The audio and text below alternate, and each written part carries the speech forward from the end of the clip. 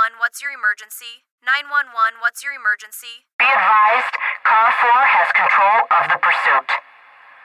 Proceed with caution.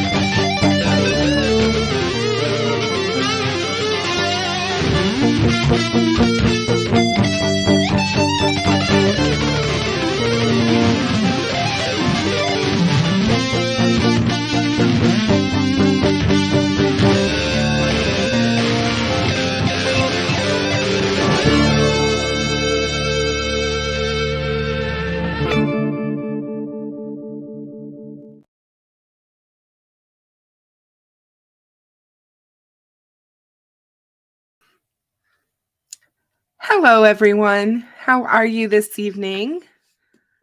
Good to see you. Hey, Louisa. Hi, Mitzi. Hey, Butterfly Kisses. How are you? Hope you're doing well. Hi, Maria. How are you, my dear? It's good to see you. Hey, David. How are you? Welcome. Hey, Melissa. How are you?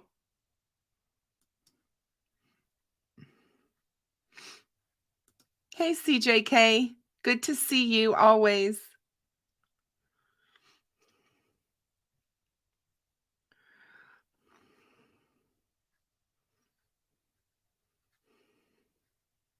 You're welcome, Susie. Thank you so much for being here.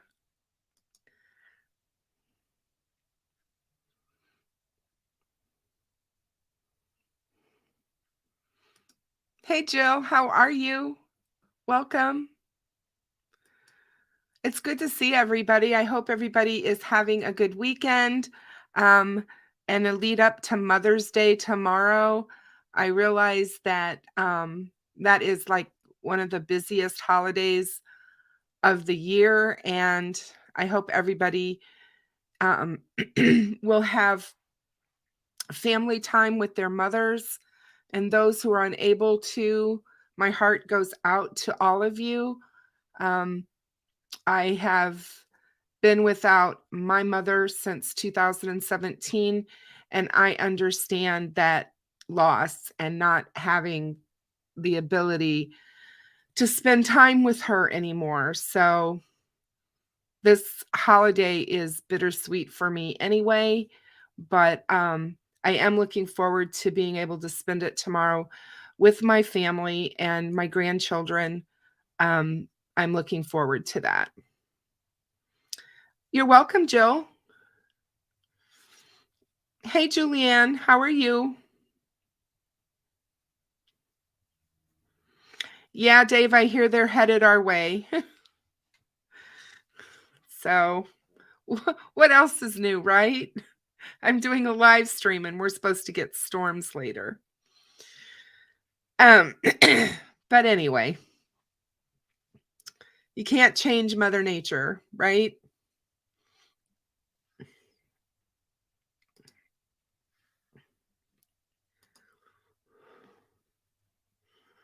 So, guys, I think I'm going to try something. I want to just right off the bat, I want to see if I play the video, the lost documentary video, if you guys can hear it. I think I may have figured out what I may have been doing wrong.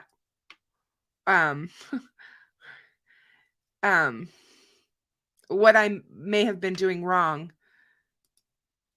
on my own, but I don't know for sure. So I do want to try, though, if you guys will let me know if you can hear the sound.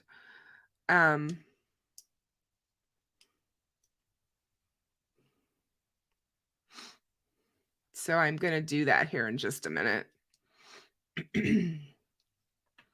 Tonight, we're going to talk a little bit more about Delphi, and then we're going to talk about the Oklahoma murders. And I also wanted to bring up, it sounds like Galen, it may be on a live stream with Meowzadong tomorrow for Mother's Day. At least that's what I've been emailed. So that will be something that I will be on the lookout for. And I will encourage everyone to watch Galen if she's going to be on that live stream.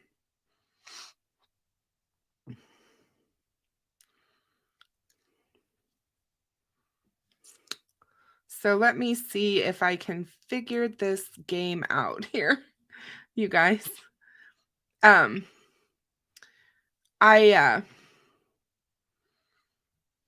had quite a busy couple days. My youngest grandson, my 5-year-old, spent the night with me last night, and we had a very late night, and then a very late night for him. And then we had an early morning, and he had a soccer game today. So I have been just running everywhere like a chicken with my head cut off, actually. Hey, country girl, welcome. Hi, Sees Through. How are you? Good to see you. Thank you guys for being here.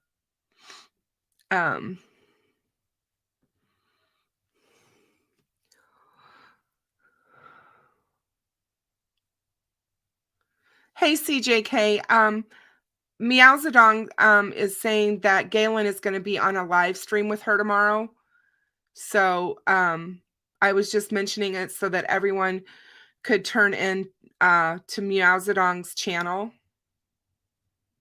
So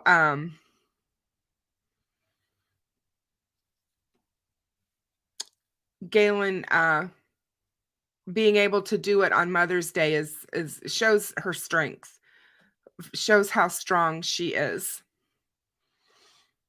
For sure. And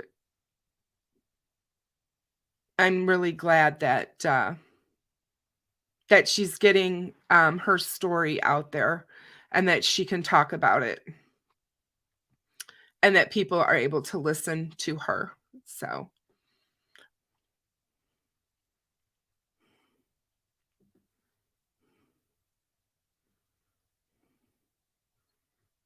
happy early birthday, Louisa.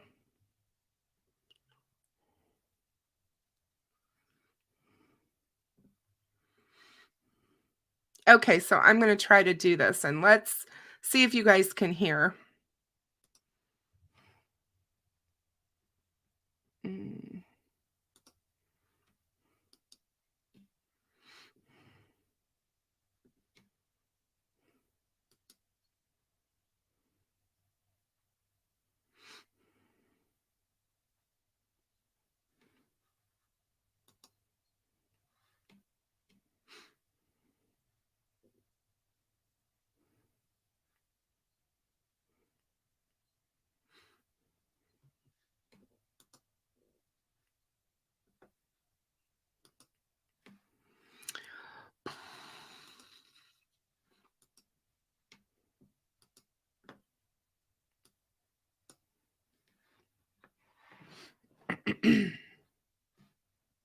What you're about to watch is a documentary that was filmed in February and March of 2019.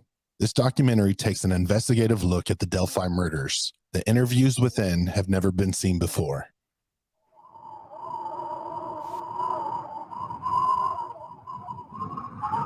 I think of what the last half hour of those girls' lives were like. Nobody should have to go through that.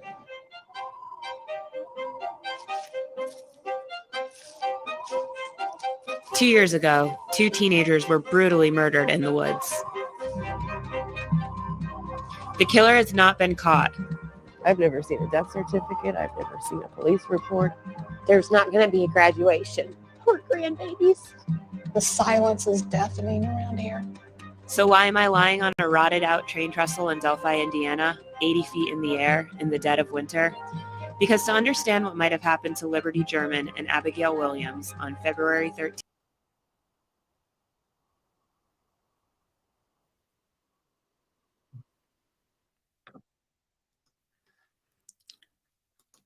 Awesome, guys. I fixed it out. I figured it out. I was sharing it wrong. And so that's why that you guys couldn't hear the sound. And I like, it took me like all of about 5 minutes once I really sat down and got my brain functioning and was paying attention and reading through my help documents on StreamYard. It was like right there. So I'm like, yes, I finally figured it out. So phew, it's been months, and I'm so sorry, you guys, because I know that that's so frustrating as a viewer who's sitting there and trying to watch something and you can't hear it, and I get frustrated and you get frustrated.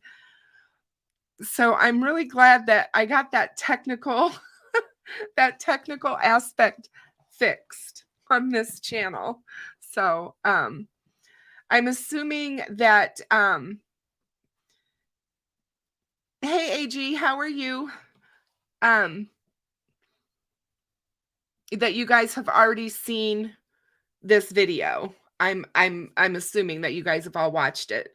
And I don't know if you guys were able to watch the interview that Fig did with Hannah Shakespeare, but it was a really good interview. I think it adds a lot to the documentary that she did, and it explains a lot of some of the questions maybe and some of the feelings that she felt in the town. I thought that was very eye-opening to me about how she felt out of place. Hey, Coach Kevs, how are you? I'm so glad you're here. So glad that you could make a live. Thank you so much. But yeah, you know, I've heard now her speak about how she felt when she arrived in Delphi, and even though she was able to talk to people and she was able to get people to sit down with her and do interviews, she said she felt like an outsider, and that there was that aura about it, that they kind of wanted her to go away. And I can get that. You know, small town America is so different. And if you've never experienced it and you've always lived in a large city and you've never been in rural America, where you have these really small towns that, you know, lots of people live in the outlying area that surrounds the town, they're very different. The dynamic of the towns and everything is so very different. And Delphi's no different. I mean, it's going to be the same there as it is in most other towns. So it doesn't surprise me that Hannah felt that kind of a reception when she got into Delphi. But I'm thankful that she was able to get the interviews and talk to the people that she did, and that we were able to finally see it. And I really want to send my heartwarming thanks to Fig I mean, he already knows how I feel about it, but for him to go that extra mile to actually try to get that footage and get it out is huge. It's people like Fig and GonZo who do things on the back end for no, they're not there for the glory. They're not here for the pats on the back. They're not monetizing their channels. They don't, that's not what they're doing. Any of the work they do behind the scenes on these cases. It's all about the case and the families and the victims that they work through. And that's one of the things that I love about him, is that he does all this, and he's so, like, I didn't really do anything. But she completely, in her interview with him, explains that had he not shown up at her house to get that video, we wouldn't have been able to see it. And, it's,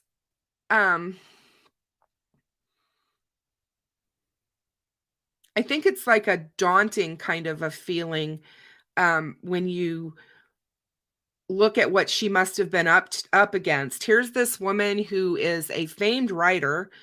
She's written on so many different TV shows and things. She's a writer on The Sinner, which is one of my favorite Netflix series. What a great show. And so, she's obviously very good at what she does. And she goes on to say, I'm not an interviewer. I'm not a journalist. I don't feel comfortable in front of the camera, but she felt she needed to do this. So she did. And I thought she did an absolutely excellent job. I think all of the comments have been pretty good. Hey, Deb, good to see you, my dear. Have missed you. And so, it's, I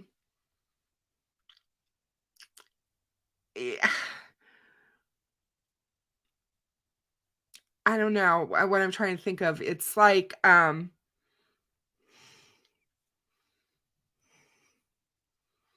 wanting to find out more and going for that and realizing that there is a story here that may be bigger than what the eye sees. And I think that that's the intriguing part of Delphi to a lot of people. And she followed the case. She was a person who writes mysteries, and that's what she does. She's looking for TV shows and things to write about when it comes to crime and mystery. So when she agreed to do this documentary, it was the network was going to go into or get into true crime, and had been doing, I guess, true crime shows. And their excuse was, when it was all said and done with, that they decided not to do it anymore. So the documentary got shelved and no one saw it until, until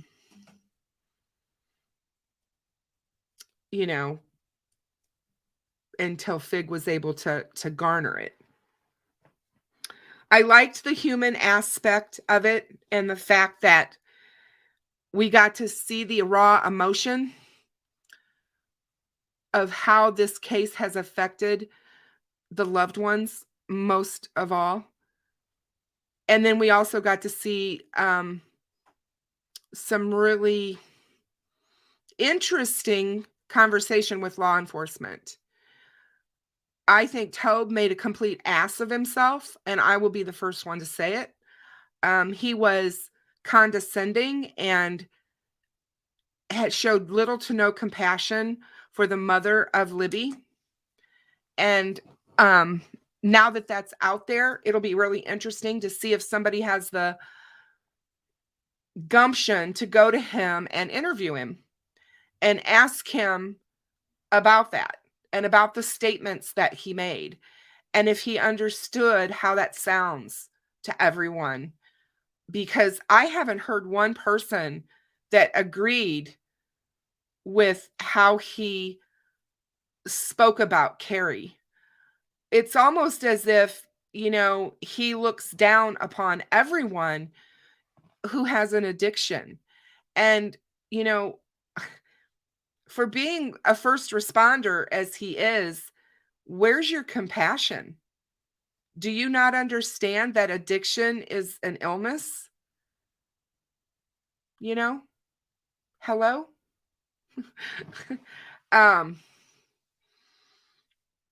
he, as I said, he likes to wave his Bible up at the podium. And he did that when they announced Richard Allen's arrest. He stood up there and said that, he's a godly man and all of this. And I just cringe, because he sure didn't act very godly when he was speaking about Carrie Timmons. I had this conversation with my very good and dear friend, Maria, True Crime Maria, this week, about people who like to hide behind their religion. They like to hide behind it, and they use it as a shield and talk about how they're great Christians and how they live the life, and they say prayers for people, and they do all this, but they don't live the life. Because I'm here to tell you what that man did and how that man spoke of a mother of a murdered child is appalling at best. And I think it should be all over the airwaves. I think people should see it and know that this is the kind of man that goes and sits in church on Sunday and pretends to be this upstanding Christian. So, but anyway, that's my take on it. And that leads me back to thinking about, hey, Tawny Lee, how are you? Good to see you guys. I think that, didn't Maria do a fantastic job, Lisa? I thought she did a great video on the photo of on the bridge of Abby. If you guys have not seen it, please head over to True Crime Maria's channel. She put out a video about the photo being photoshopped. You need to see it. It's a very good video. Exactly, CJK. Exactly. And sadly, I guarantee you, and I know this for a fact, I guarantee you, if you talk to people who are in sex work and people who are in the throes of addiction, if you ask them when they were teenagers if that's what they would have chosen for their lives, I guarantee you they would have told you no.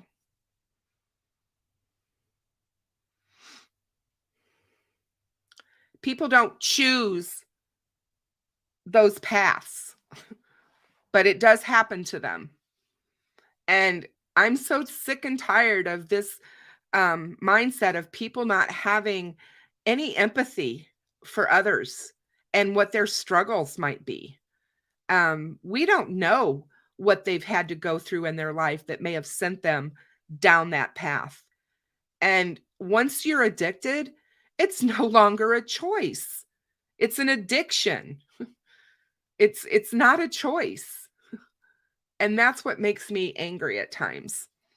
But, compassion is very important, Tawny, very important. And especially in this day and age, and we've lost sight of it in so many ways as a society.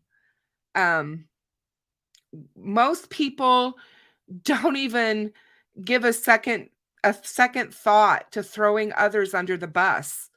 We're all guilty of it. I'm not trying to pretend like I'm on my high horse here. We're all guilty of making assumptions about people and, hearing something or hearing someone say something maybe out of context and making a complete judgment about them. And it's really hard. But after 6 years of watching Tobe, I've always tried to give him the benefit of the doubt. When people were throwing law enforcement under the bus all the time and talking about how, that they were the Keystone cops in this Delphi investigation, how they didn't know their backside from a hole in the wall. I was always sitting here, defending them and talking about how hard it is to do their job. And that, I believe wholeheartedly, is the truth. I mean, their job is not easy, for sure.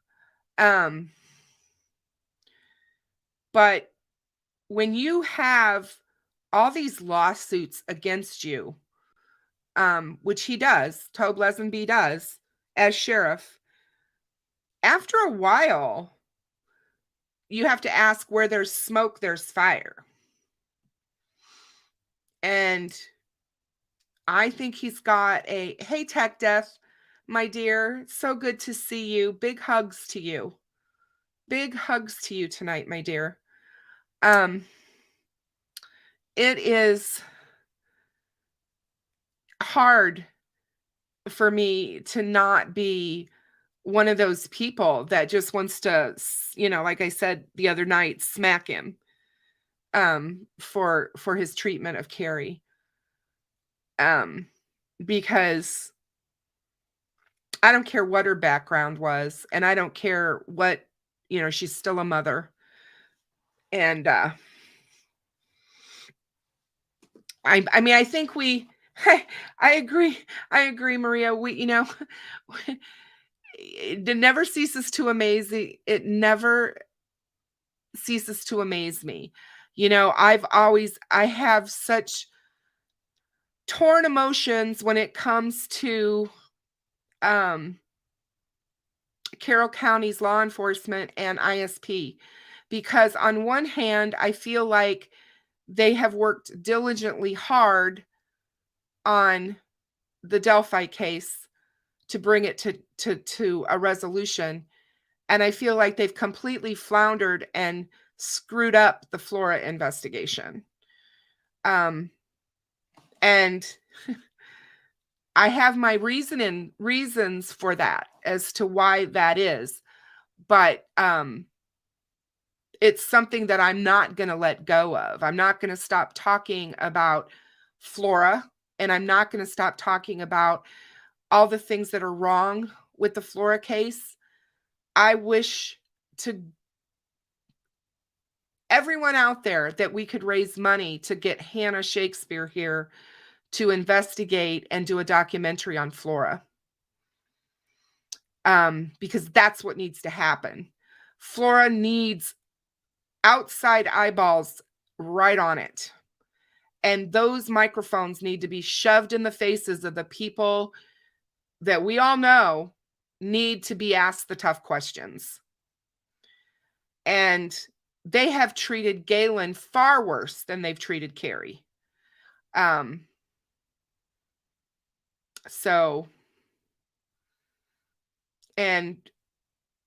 just like Hannah said, she knew about Flora before she knew about Delphi. And that surprised me. Yeah, she is interested in Flora, but she also said there would have to be money involved because it costs money to come and do these things. And so it would be really great if we could do some crowdfunding or sourcing somehow to get her here. And I don't know how we go about doing that, but it's something that we need to talk about collectively as creators. Some of the serious creators that are absolutely serious about getting justice for Flora, we need to talk about that to see what we could do. Because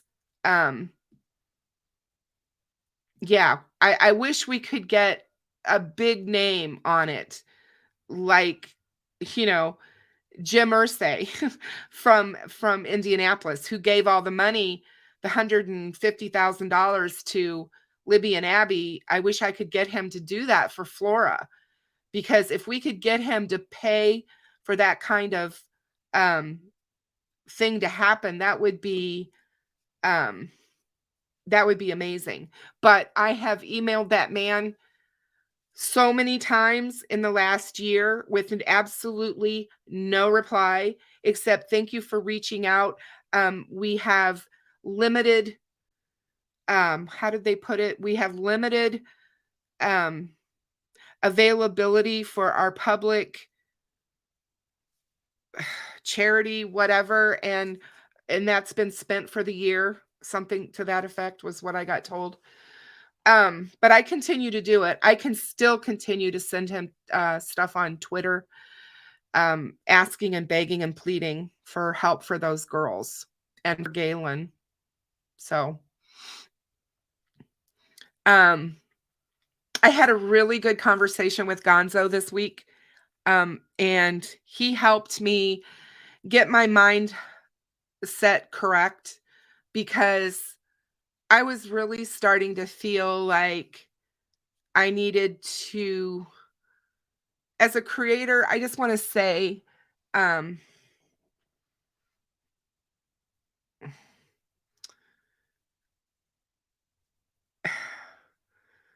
yeah, Coach Kev, I talked about that when I first came on. That's awesome. But yeah, everyone needs to be thinking about Galen and Carrie and all the mothers tomorrow, especially the mothers that don't get to spend it with their children. All the cases that we cover, whose mother, the mothers. I was thinking of all of the mothers from the Idaho murders. I was thinking of the grandmother of the Oklahoma murders and the mothers of the other two children. We're going to be talking about that case later tonight, but like I said, there's just so many, and Mother's Day is so very tough on mothers when you have lost children. Thank you so much, Kev. Thank you so much. I so appreciate that. It's hard. It's a hard day. It's you, something is, a piece of you is missing, and it's tough. It's tough to find that joy. I'm going to be thinking about Kelsey, because she's going to be a mother soon. And so this, she's having it, tomorrow's Mother's Day, and she's growing a new baby. And so I remember that first time Mother's Day approaches when you're pregnant, and how you feel. And so that joy that she's got wrapped around her right now, I'm really happy for her, and that she will get to have that special moment tomorrow with her loved ones. So, like I said, there's been a lot going on this week in Delphi, and I know that there's a lot of stuff going on. I mean, there's a lot of creators that are doing Delphi stuff and everything, and a lot of wild things happening, but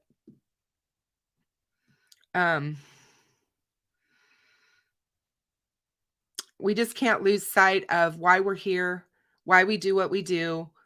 And I do it because I feel like they need a voice. These cases, these victims, and these victims' families need a voice, and they need someone continuing to ask for answers. I feel frustrated in so many ways about Delphi, because for 6 years, law enforcement was asking for the public's help. But every time they asked for the public's help, they tied our hands behind our backs. because they didn't give us any information to help them. And that's what I don't understand about this case.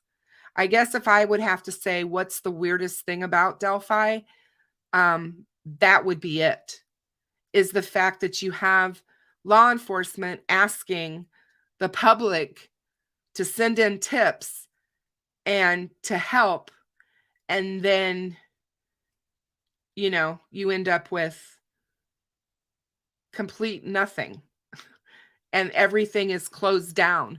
And as I've said before on this channel over and over again, this is the modus operandi for Indiana law enforcement. This is how they operate. They don't talk about any of their cases. I think they're even more closed mouth on Flora than they are on Delphi. Hey, Ruckus, how are you, my dear? So good to see you. Thank you for joining my live. I appreciate you. And we need to, you know, keep pushing, because even small channels on YouTube make a difference. And that's the way I look at it. I mean, look at Fig and look at all he's been able to accomplish. And as he would say, I'm just a small creator. And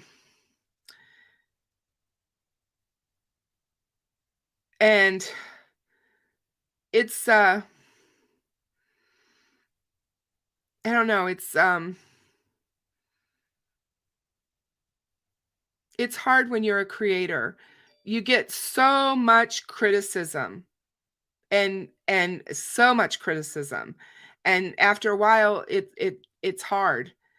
And even when you have a strong pair of shoulders, it can become overwhelming, especially when you feel that what you're doing and the time you're taking out of your personal life and away from your personal family to do this stuff, it can be a lot. And that's why when I started my channel, I never in my wildest imagination thought that people would want to watch me, listen to me, and hear what I had to say. But it is hard, you guys. I have never had an issue public speaking. My job, I did public speaking for years and years. I've never had an issue with public speaking. But I'm telling you, after a while on YouTube, when you allow comments and you allow live streams where you have people coming in and talking and saying things, it can get a lot. And you just ask any of the creators out there. There's a lot of creators that don't allow you to comment. They don't allow you to do that. And that's the reason why, because they don't want to have to deal with it. I do think female creators, I agree completely with what Jamie's saying, is that female creators do have it hard. It's hard to break into the genre. But what's funny about that is that the majority of followers of true crime are women. So to say that, you know, I think some of our women creators are some of the best. Thank you, Ruckus. You are a sweetheart. And I do agree with, it only takes one person to make a difference.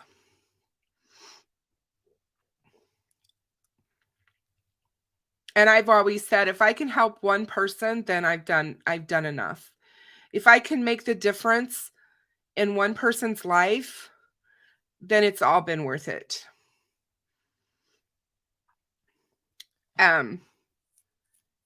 For me.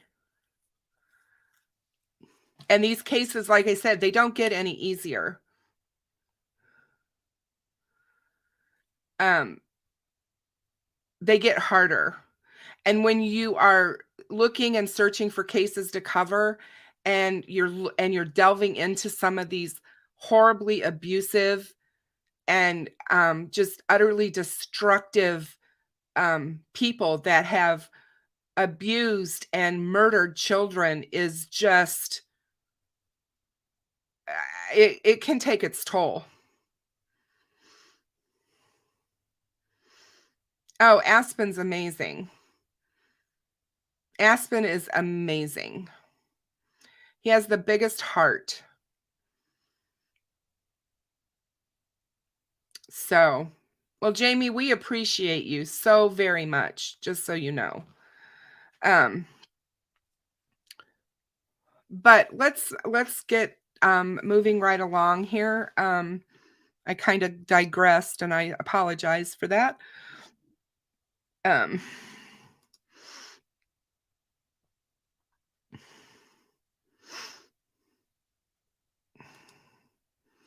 So you guys are probably familiar with the Oklahoma case that happened in Henrietta, Oklahoma. And it was a murder-suicide.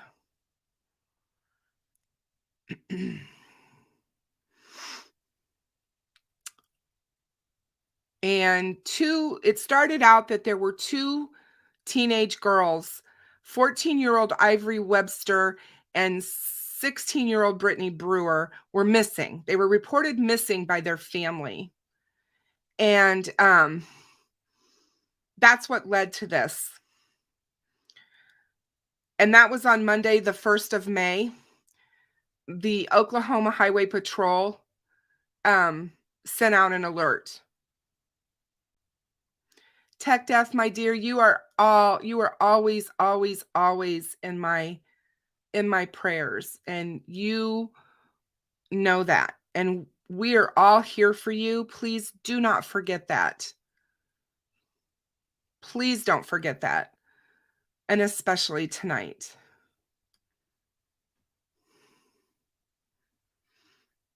So everybody, please pray for Tech Death. Put him in your prayers. He's having a struggle, a real struggle. And he's an amazing person, and he doesn't deserve what's happening to him right now. So just pray for him.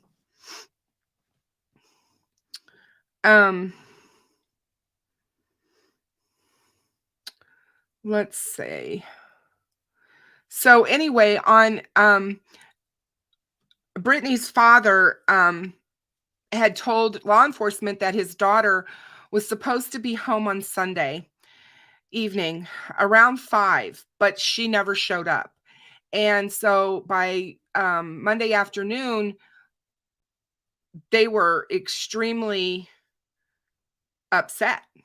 You know, they were really worried. And so Oklahoma Highway Patrol went to the home of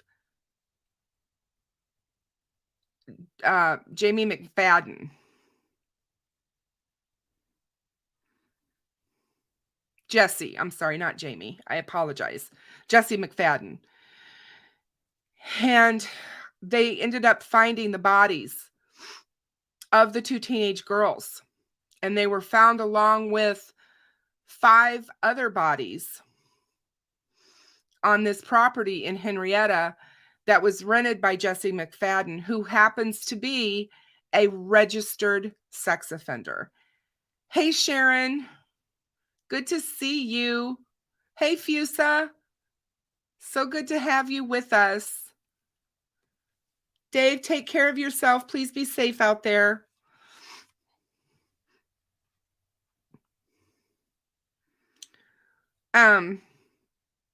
And what they found out was that Jesse McFadden had shot them all.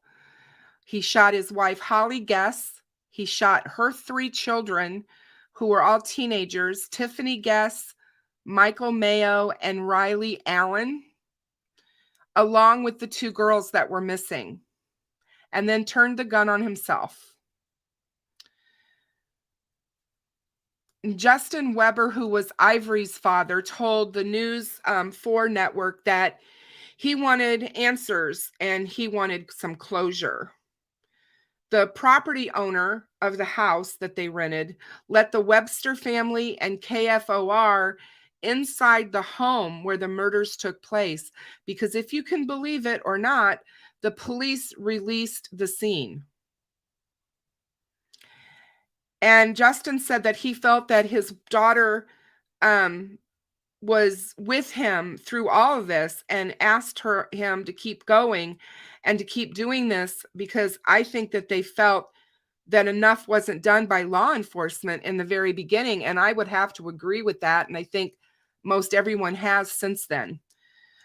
The group that went into this house found disturbing evidence, including sex and bondage items.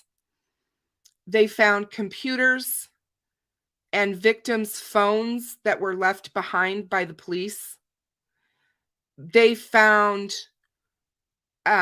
boards attached to the floorboard in one of the bedrooms that had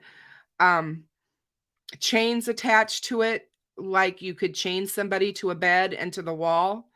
There were chains attached to the floor in the kitchen where they could chain people up. They found bloody toddler clothing underneath floorboards in the house, and they said that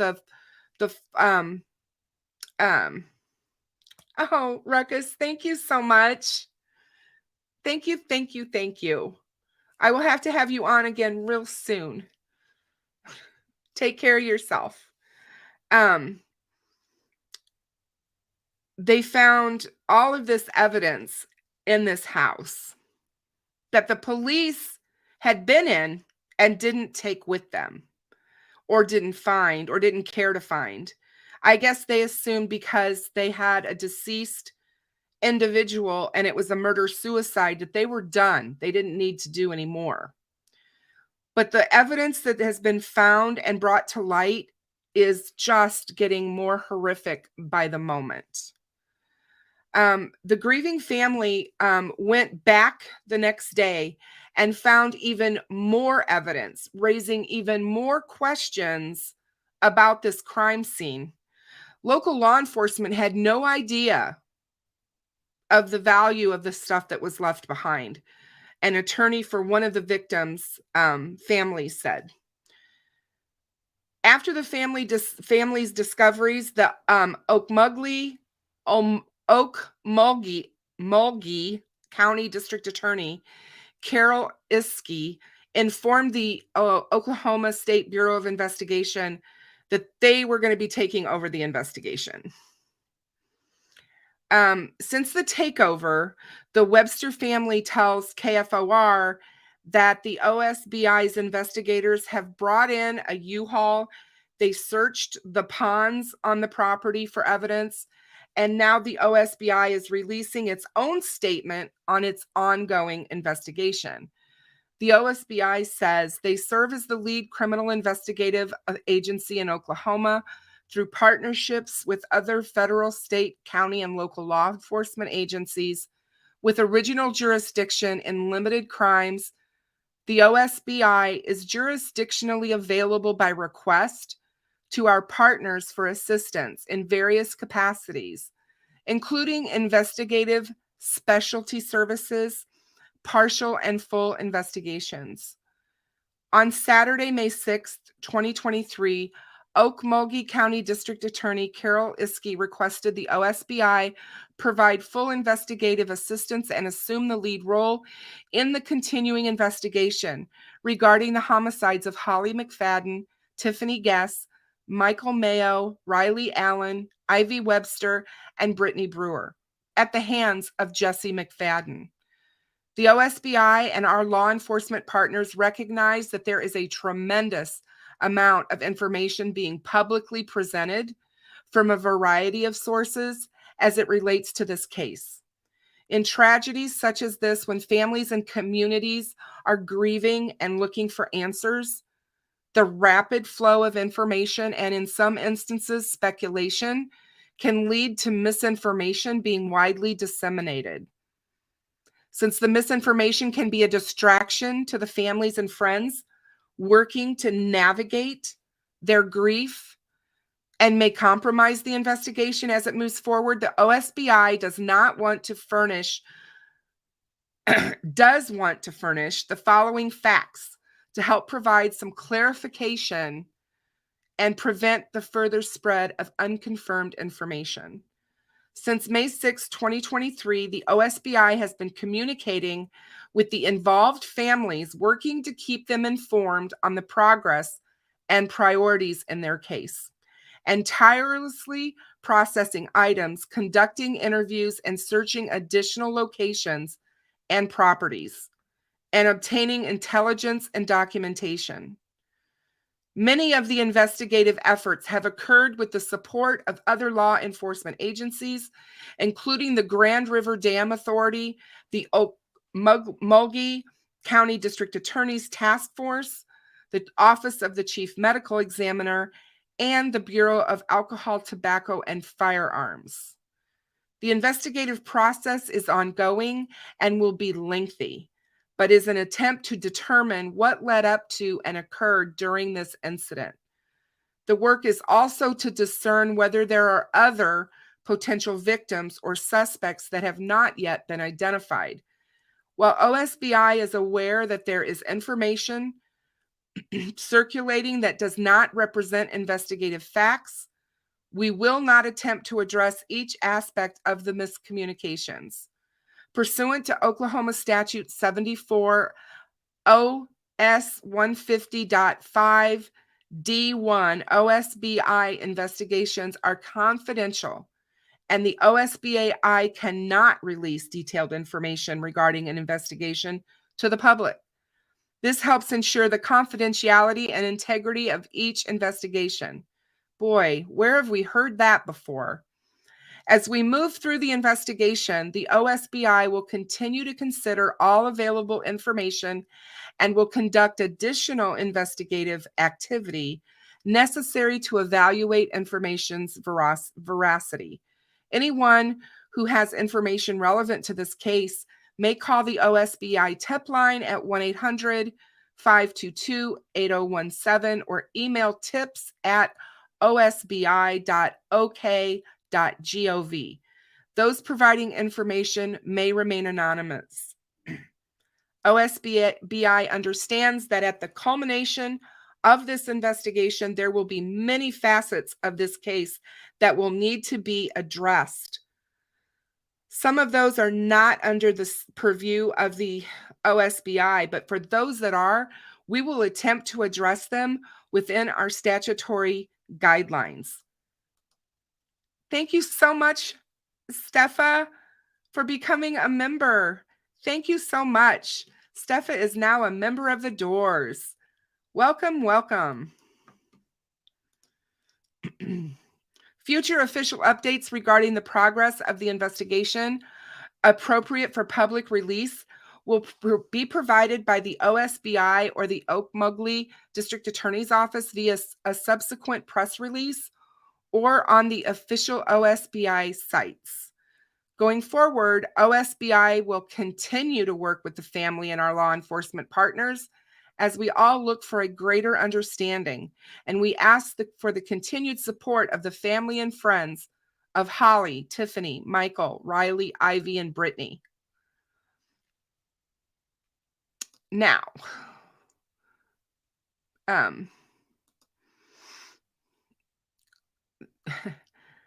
so that's the OSBI's take on what's going on there.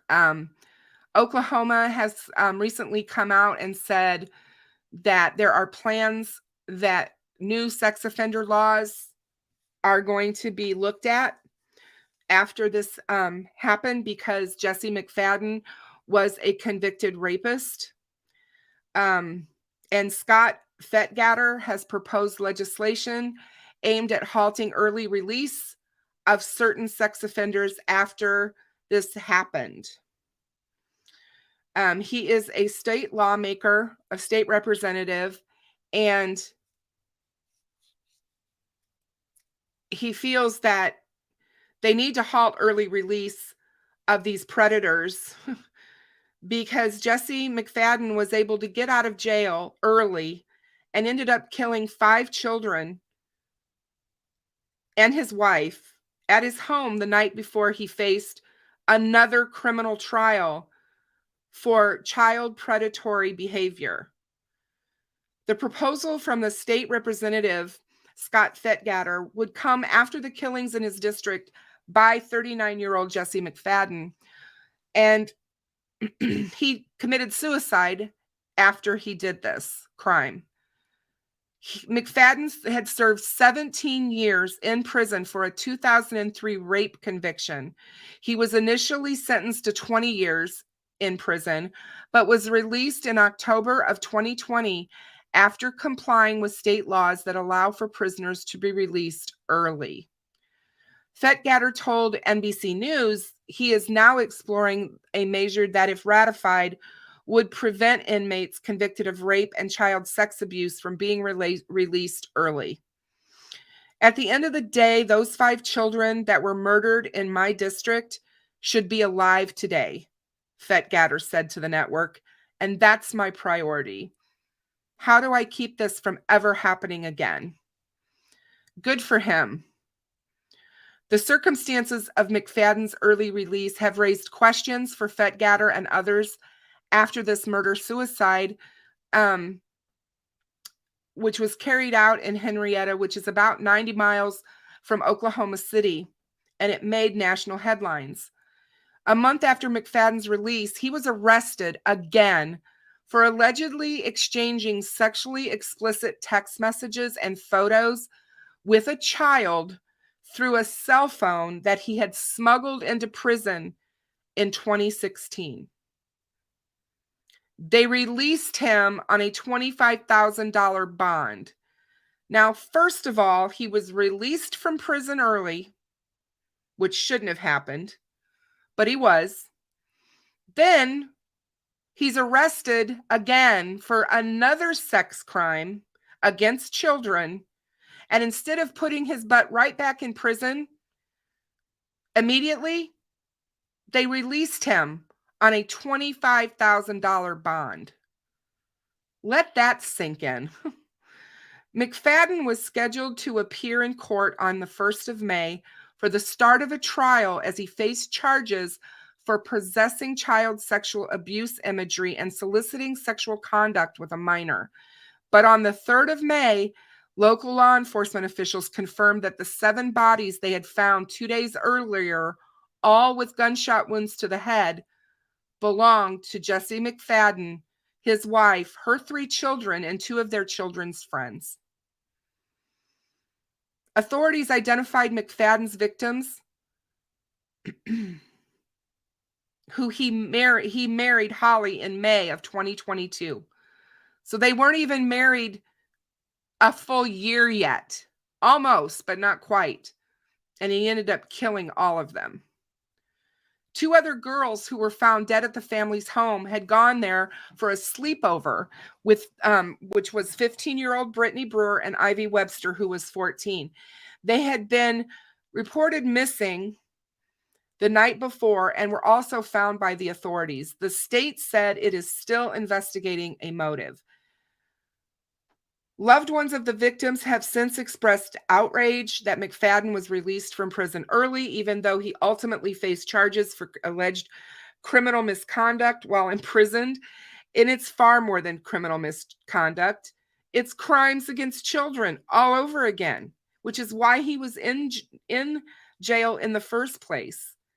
And secondly, the girls' friends who were murdered, Ivy and Brittany, their parents had no idea that Jesse McFadden was a convicted rapist and a child predator. And Justin Webster, the father of Ivy Webster, told the Associated Press that he is absolutely determined to tell Ivy's story and our story and get our government officials and everybody to start speaking up loudly and keeping those pedophiles in jail. Somebody's got to listen. There needs to be repercussions, and somebody needs to be held accountable for this. Janet Mayo, mother of Holly Guess and grandmother of her 3 children, told the AP that Oklahoma failed to protect families. And I couldn't agree with her more. And because of that, her children, her daughter and grandchildren, are all gone. She said, I've lost my daughter. I've lost my 3 beloved grandchildren. And I'm never going to get to see them. Never going to get to hold them. And it's killing me. The state's Department of Correction told the local television station, KFOR, in a statement that McFadden, for most of his incarceration of 17 years, was classified as a prisoner who was eligible for early release once he had completed 85% of his sentence. He lost the classification for several months after the child sexual abuse imagery and smuggled cell phone allegations, but ultimately regained it back, the department said. He was assigned to level 1 in January of 2017 following his misconduct occurring in December of 2016 for possessing a contraband cell phone, and he returned to level 4 through the proper steps in June of 2017 through the end of his incarceration. Upon his release, McFadden was required to register as a sex offender for the rest of his life and to check in every 90 days with the local sheriff's office. And he had been complying with those requirements.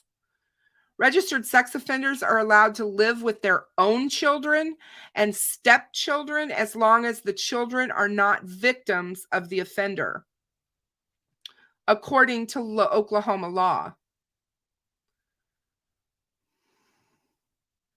And to me, that is just ridiculous.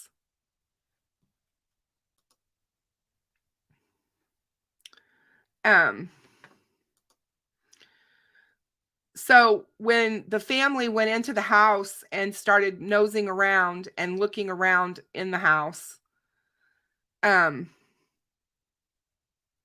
say they found bones, sex toys, among other horrific things.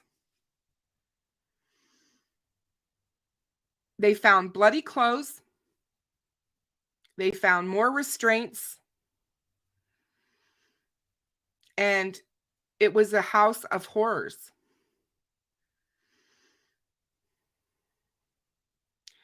Holly and her 3 children were all shot in the head last week by the woman's husband, a convicted rapist who killed himself after staging the bodies on his property. So he took them to different locations. They were not all found in the same location. Jesse McFadden, age 39, was about to go on trial for soliciting sex with a minor, possession of child pornography via a contraband cell phone he used in prison, where he was incarcerated for rape. And he was, the night before he committed these horrific murders, he texted his victim in that 2016 case and blamed her for this and said it was her fault. Nothing can prepare anyone for what we had to find, a weeping Lynn Wyatt, the aunt of Guess, told Ashley Banfield on News Nation. We found bones. We found other things. The other family members came. The police came. We found so much horrifying things, the aunt said. I'm not a crime scene investigator. I'm not a police officer, and I should not have had to see these things. Because of it, I'm not sleeping and I'm not eating, she said. The bodies were found May 1st after the parents of Brittany Brewer, 16, and Ivy Webster reported their daughters missing.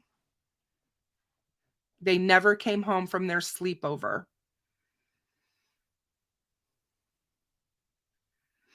Ivy Webster's parents went to the crime scene to collect their daughter's belongings that was never returned to them by law enforcement. They were still in the house. And that's when the gruesome discoveries were made. My daughter was locked up here, right here, Ivy Webster's dad, Justin, told the investigator when he found his daughter's cell phone in the home.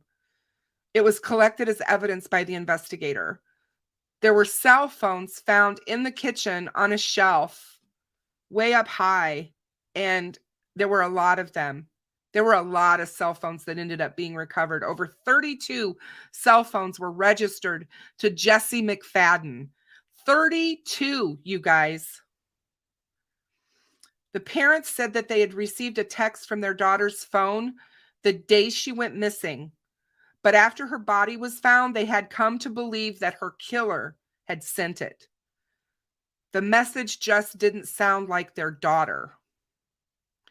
The Oklahoma Bureau of Investigation said its investigators would collect additional evidence at the crime scene, which has been resealed and is still under investigation.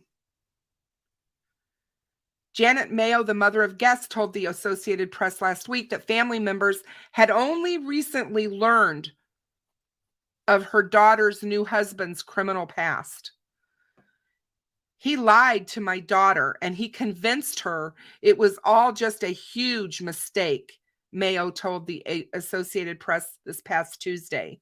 He was very demure. He was very standoffish, generally very quiet, but he kept my daughter and the kids basically under lock and key. He had to know where they were at all times, which sent red flags up.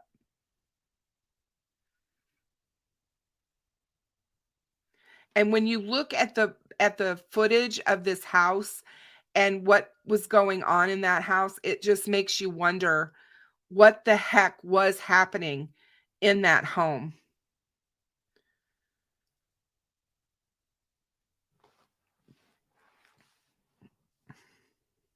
It's been over 2 weeks since 7 bodies were discovered in Henrietta, and with the police confirming days later after that Jesse McFadden was the person who committed this act and then killed himself.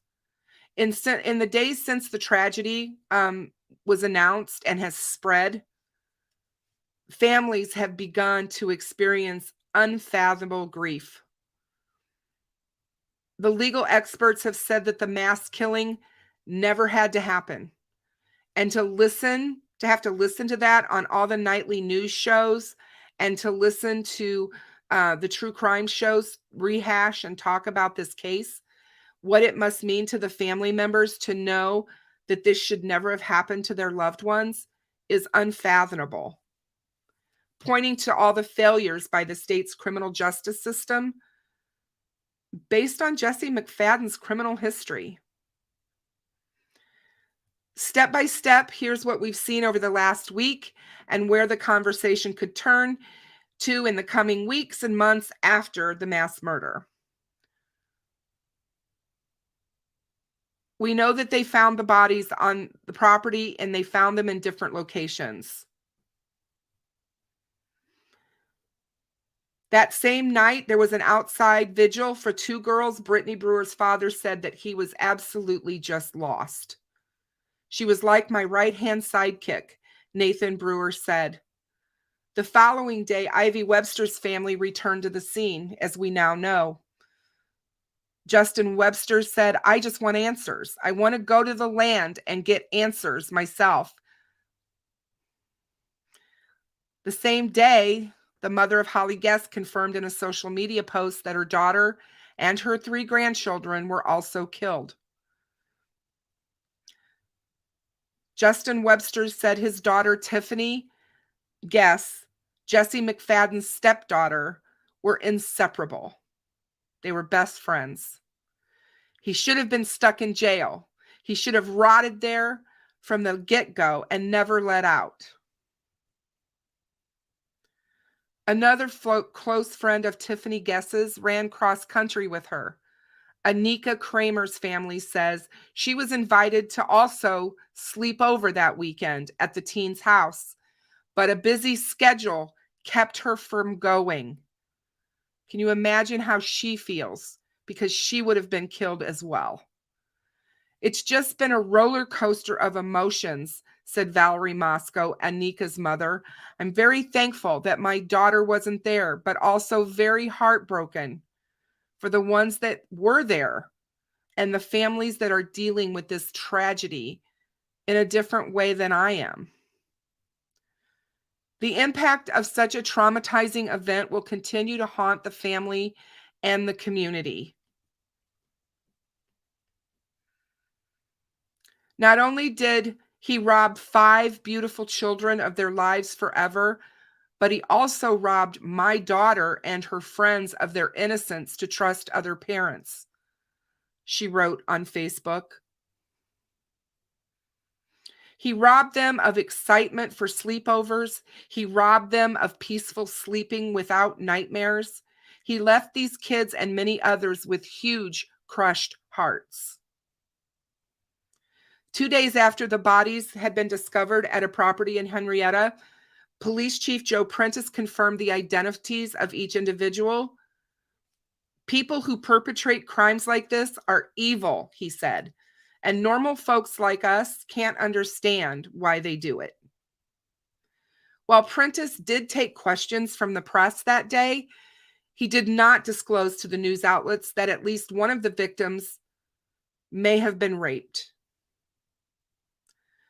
The Oklahoman sought confirmation from the chief medical examiner after an Okmulgee County Sheriff's deputy reportedly told Webster's father, mother, and a grandmother that she had been raped.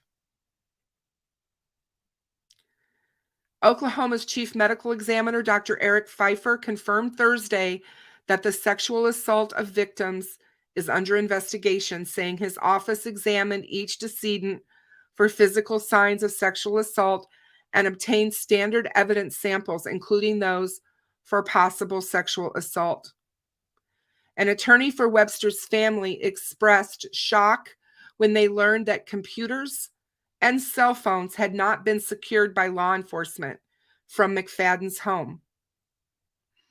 Police later collected iPads and a cell phone Thursday morning after the family complained but Shannon Boykin, Ivy Webster's grandmother, took cell phone videos inside McFadden's house Thursday afternoon that shows some computer equipment still in the residence, still not taken by local authorities.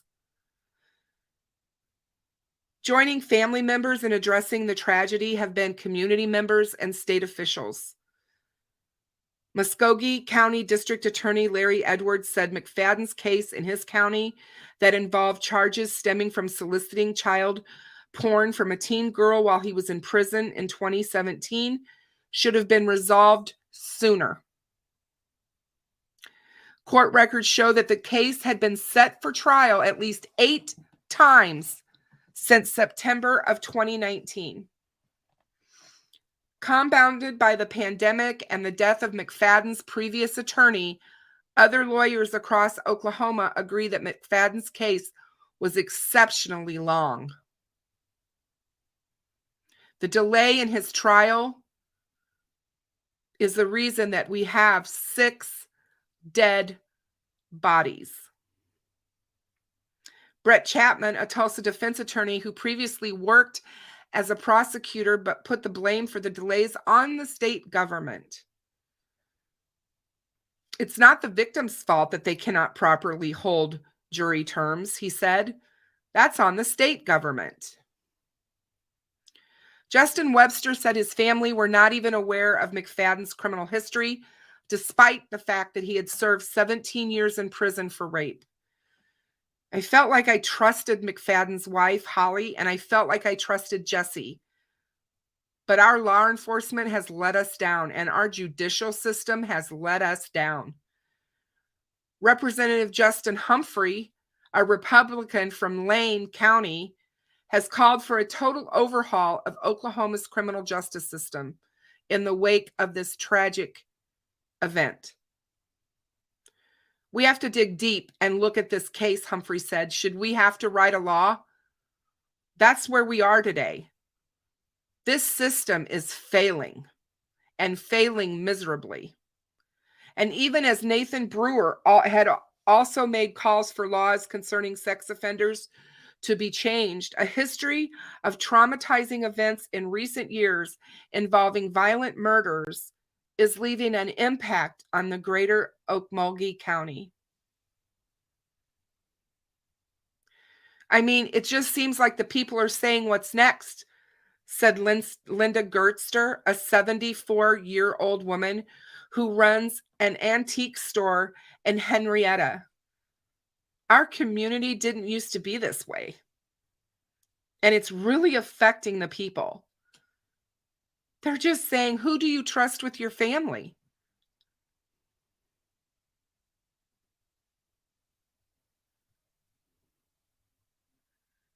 I mean, it's just horrific.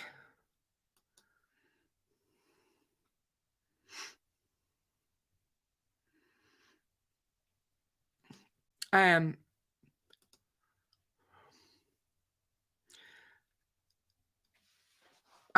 hear you, Fusa. Someone's definitely not doing their job. It is such unfathomable neglect, Diamond Eyes, for sure. I hear you, Rose. I don't know. I mean, it really makes you, it frightens me to death to think of all the children out there and the teenagers out there, and you don't know anymore. You just don't know who your kids' friends are or their families.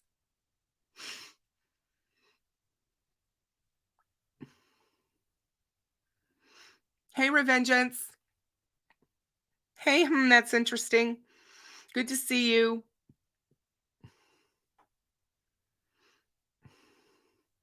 I agree with you 100%. I just can't believe that law enforcement went into that house and left all that stuff and didn't take anything as evidence. How do they know that he doesn't have more victims out there? He's been out of jail for almost 3 years. How do they not know what he's been up to?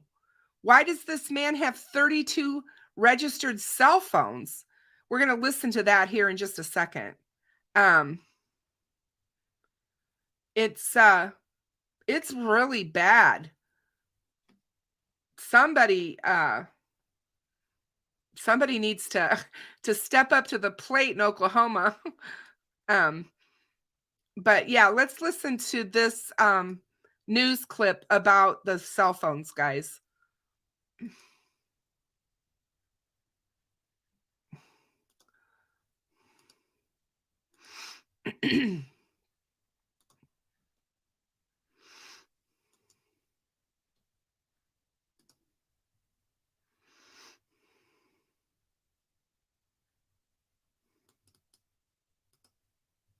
That every day we find out even more about this horrendous crime.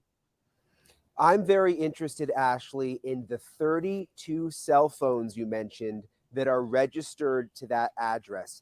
The addresses on the cell phone accounts, all 32 of them register back to that ranch address. What does that mean, especially when you bring in the fact that there are a high number of child sexual predators that live right in that area near where the ranch is? I mean, you put the pieces of the puzzle together, everything you've talked about that was found inside the house, the drugs, the pictures of young children in lewd positions, the chains that were tied up on the ground. It was clearly some kind of torture house. And then you wonder why cell phones would be registered there from 32 different people, and that there's this high number of sexual predators in the area. I think we're going to find out a lot more now that they're finally investigating all of this. I'm telling you guys, I just can't. Thank you, Revengeance. Thank you so much. I appreciate it. I do have concern for the victims, and thank you so much. I appreciate it, and I'm glad you're here, and I'm glad you found me. Yeah, Janet, I agree with you. I think laws do need to be changed so that these predators cannot have access to our children. There's no way that man should have been allowed, with what he had been convicted of and the fact that he had reoffended and was going back to trial for a crime against a child. There is no way that that man should have been allowed to live in the house with those 3 children. Period. That's just me. I mean, to me, that just makes common sense. And, you know, is it law? Is it going to take changing the laws? Is that going to be enough? I mean, if you've got law enforcement out there that just doesn't seem to care, what's the laws going to, do? That's what's so scary about it. The happenstance of these investigators that went to that house and then just basically released the crime scene like, well, yeah, we have all these victims, and yeah, we have the guy who did it, but he's dead now, so what do you guys want us to do? I mean, that to me is the craziest thing I've ever heard, because obviously there could be many more victims, and now they're finding, what if this guy was connected to some kind of huge pedophile ring of people, or had access to, to children that are moved through some sort of a trafficking situation. And when you see the house and all the ability to chain people up and keep them in one spot, it makes you wonder what crimes were actually being committed against these children and the people in this house. And when you listen to Holly's mom talk about how he had basically been keeping Holly and the children away from everybody, that's what abusers do. They isolate you from your family and from your friends. That's what they do. And, it's sad. And I hope, beyond hope, that we continue to hold Oklahoma's feet to the fire in this case, and that this case just doesn't get pushed under the rug, and that media stays on it, and that people continue to talk about it, and to live stream about it and blog about it, and show the outrage, because it's insane what happened in this area with these kids. And we hear about them, we hear about these families, and we hear about stuff, but never to the degree where we have this predator who was just released. I still, like I said, I can't believe he was released after he offended in jail. Yes, CJK, they found some sort of a notebook that's got names and numbers in it. And they also found a ton of photos of CSAM. Child sexual abuse material was found in that house. Yes, lots of pictures. Fusa says, Jesus, they better take this seriously. This could be like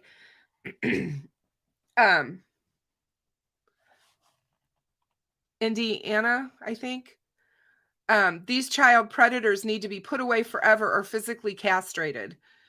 I'm for it. At this point in time, I'm for anything to stop this from happening. It's just, yeah. And like I said, he's only been out of jail for 3 years. But think of the damage that he could have been doing in that time. And it sounds like for sure he had been. So it's just sad. And as I've always said, the children are the ones who end up paying. They end up paying so much in these types of cases.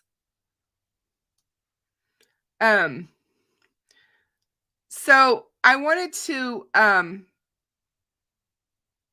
talk to you guys about Idaho for a minute because I thought that this was interesting.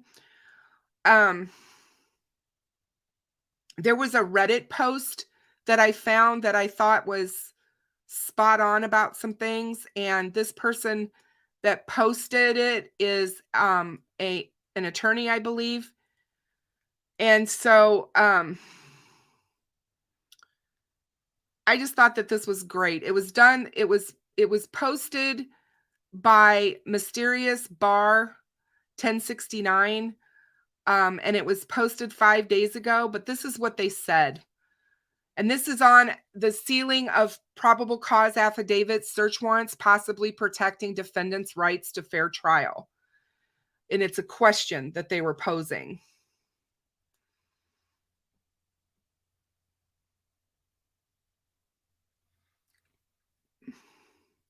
I was just reviewing the storm of new information released, Brian Koberger's arrest-related documents on the Moscow Hood, and in one document read that the following passage concerning sealing. The state is asking the court to consider the usual factors showing the need for sealing the records and where that need is based on a right other than an accused right to a fair trial, a serious and imminent threat to that right.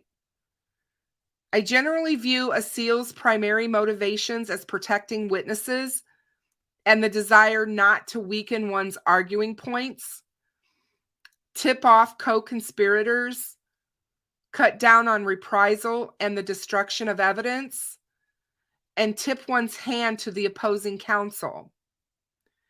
I never considered the strong possibility that the prosecution would seek to seal a PCA to protect the suspect's reputation and the ability to seek a fair trial, and most importantly, a fair and impartial jury by his or her peers. And for the sake of strong prejudice directed at the suspect that would interfere with him or her receiving a fair trial or placing them in bodily danger. Even though I know it can make jury selection complicated, I can't see how this would have placed Richard Allen in that bad of a spot. All defendants are at risk. So do you think the seal could have been to protect Allen's access to a fair trial? Does the passage above mean that warrants and PCAs are also sealed to protect the accused's right to a fair and impartial trial, such as releasing a slew of information that might be so horrifying that the bouncing around of that evidence too early in the game could in physical reality compromise his bodily safety and the right to a proper defense?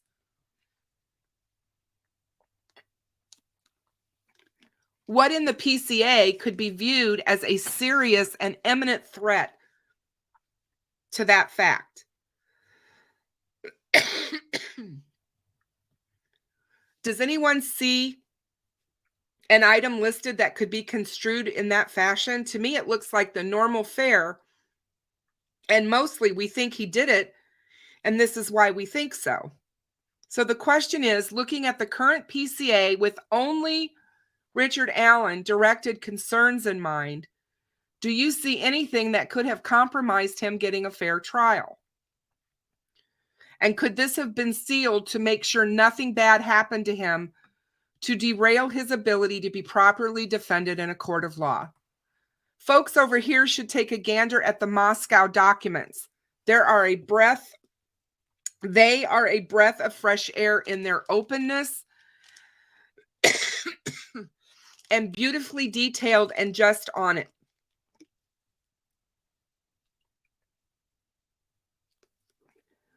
You get the sense that they are addressing safety, but not going overboard, and acknowledge that our legal system is based on openness and that the public being able to see if things are properly conducted. If you compare them to what has been released in this case, they leave you scratching your head as to why Nick McClellan does the things he does.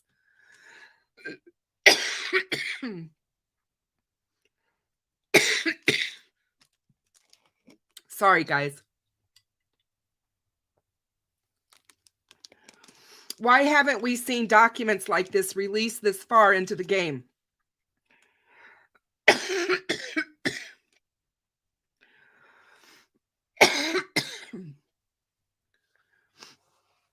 We know exactly what was taken out of Koberger's home and where in the home each piece of examined evidence was extricated from. And that the broom they extricated a hair was located on the northwest corner of the closet, and even what some of the findings in the blood-based tests were.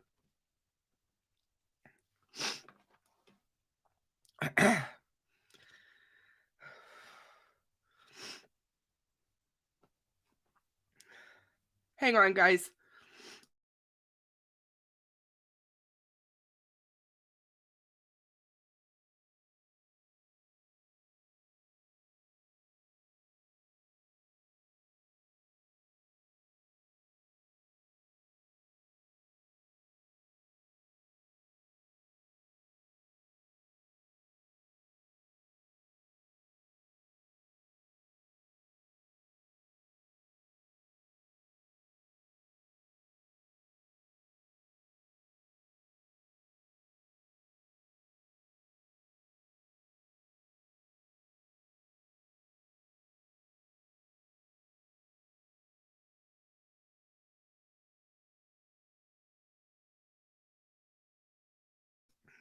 Yeah, I'm okay, you guys. Sorry. I think my allergies are all messed up because I was sitting outside in the wind today at a soccer game. I'm okay. I'm okay, you guys.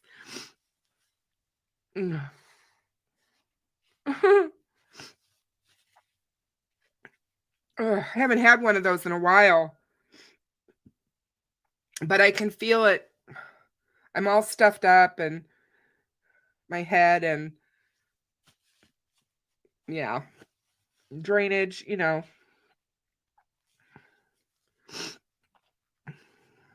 Thanks, Dave.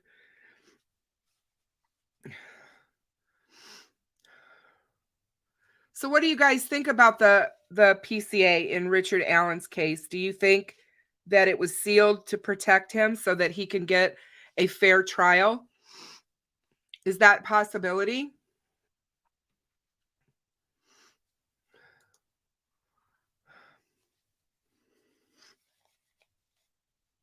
Oh, I think they've got a ton more evidence.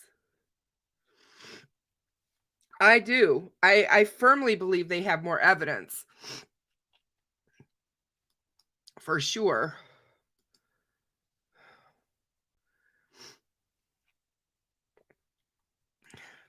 I'm okay, my dear. I'm okay. I didn't have to grab my inhaler. I'm all right. But thank you.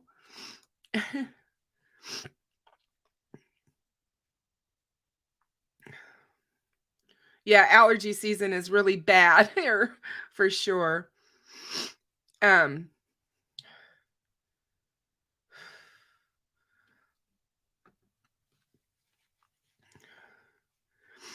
don't know if this would work either because I think it would just anger them.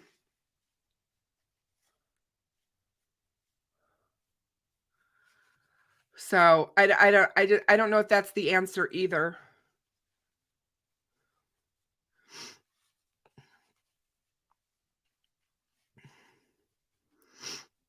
But something has to happen. Something needs to change. We can't just keep going down the same path with this stuff. And Dave said it. He thinks the PCA was sealed because they needed to tie up loose ends. And that could very well be exactly why it was. So I just found that post really interesting and thought-provoking, and I wanted to share it with you guys.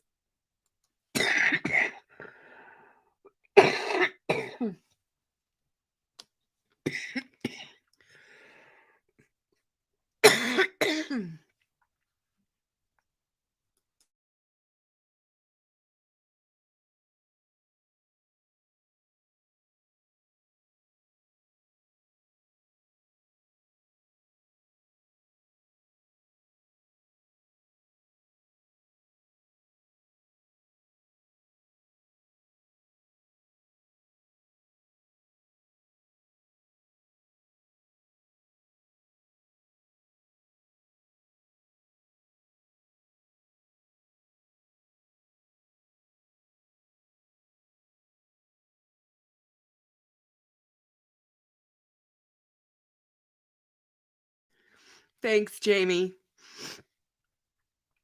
I haven't had bad asthma for months, but now that the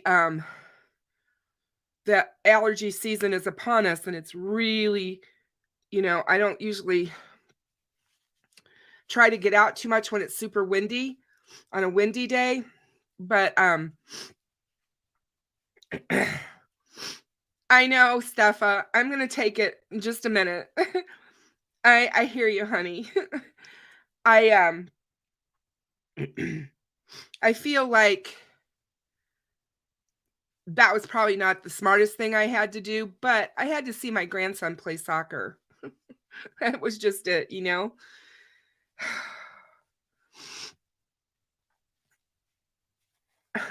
No, I promise, guys, as soon as I'm done here, I'm getting ready to get off. I don't know why my camera's doing that.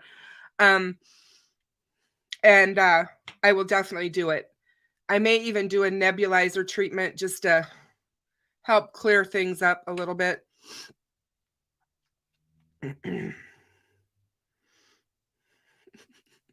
I love you guys so much. You're all so wonderful. You all take good care of me. So I'm good. Ouch.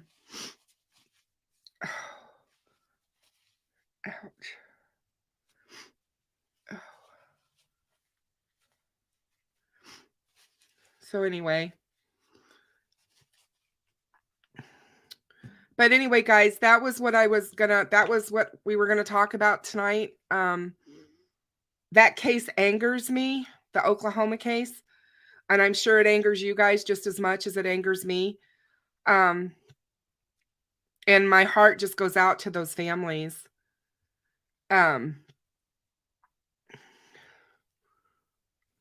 So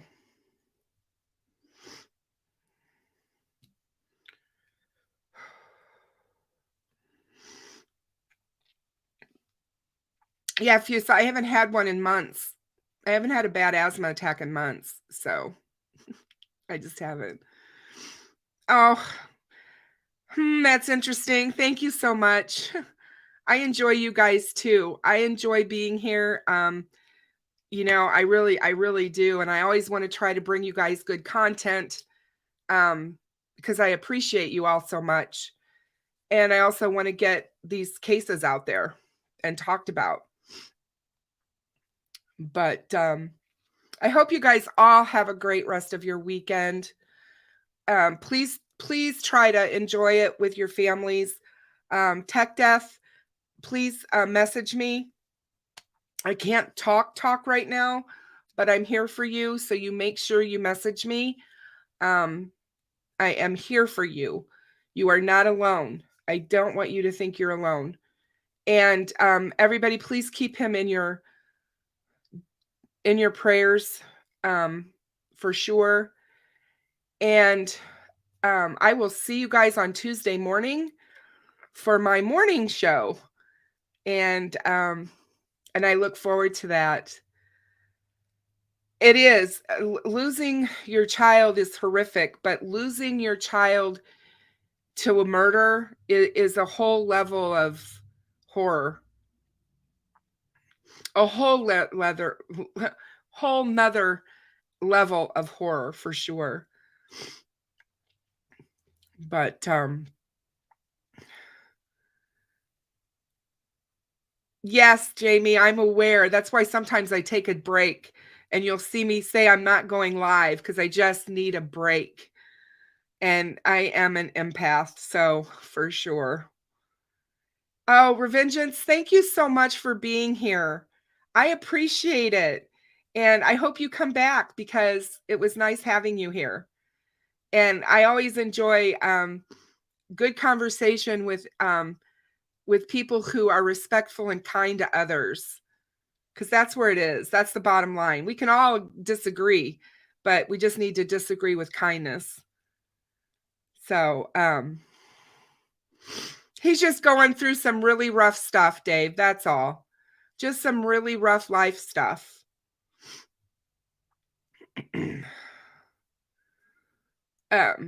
So